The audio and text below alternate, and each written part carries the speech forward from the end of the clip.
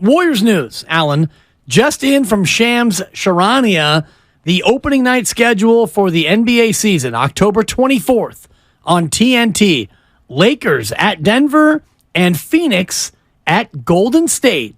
It's a doubleheader, and the second game, the Warriors at home against Chris Paul's former team. Wow. Cannot wait. I mean, NBA, they know. When it's time for the marquee matchups, they know how to get it done.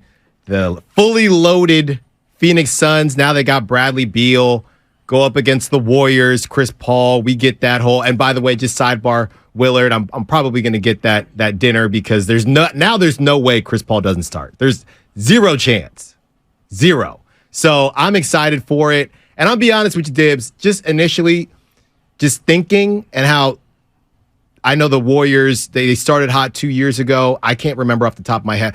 If they won the first game, my guess is yes, because they went on such a heater. But last year?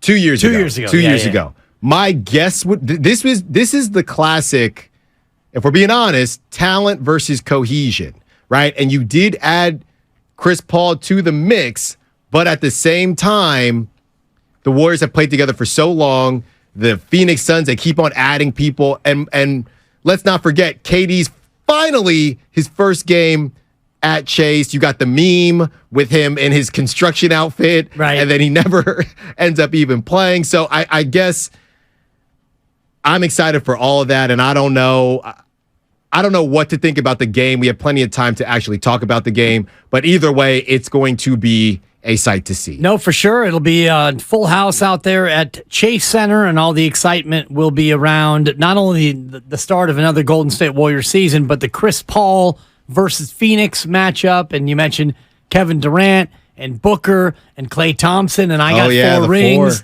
and all the rest of it. I think that's a great rivalry. And one thing the NBA does better than any other of the big sports is create these marquee matchups in marquee spots. And opening night is one, and Christmas is one, and MLK Day is another one.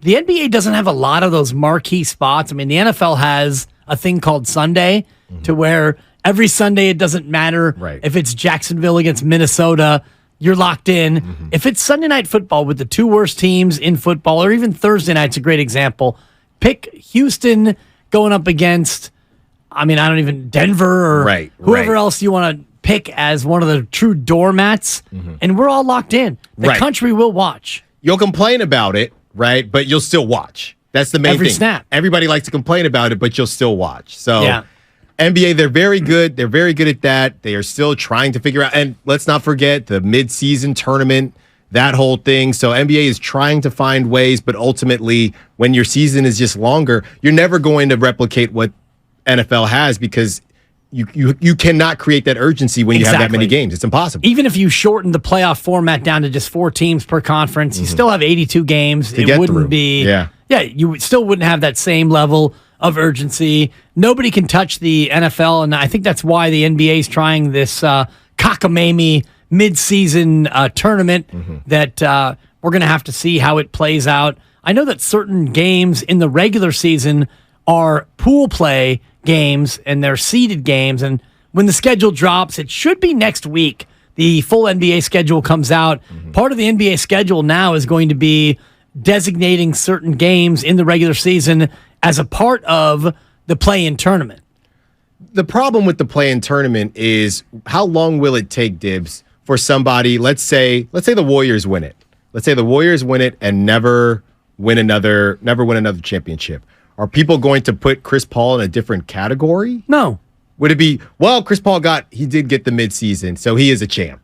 No, absolutely not. It's going to do that. No, and it all comes down to money. And these players are getting money for winning the midseason tournament. That's the only way that they can give these players a carrot for even caring. But the one thing the NBA is doing that is interesting, and we'll get to your calls on Brock Purdy and Cam Inman coming up in 10 minutes to talk about Niner-Raider joint practice, but they're designating certain games in the regular season as pool play games.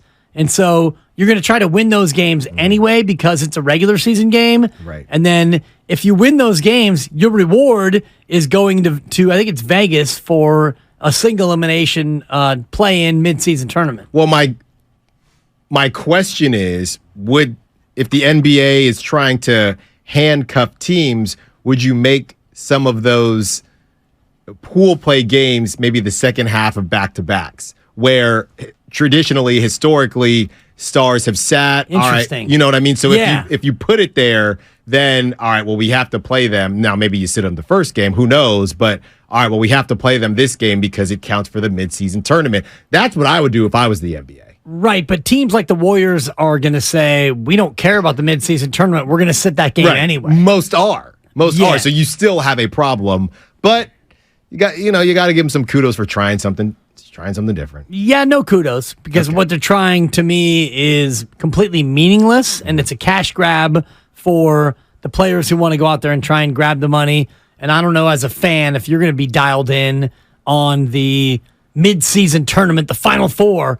Oh, it's a must-watch to watch Orlando, thank you, take on San Antonio in a mid-season tournament semifinal. I wouldn't sleep on it, Dibs. I think I'm sleeping on it. All right. You catching some Z's? I'm catching major Z's. All right. Cam Inman coming up in 10 minutes. I'll just say that don't sleep on created urgency.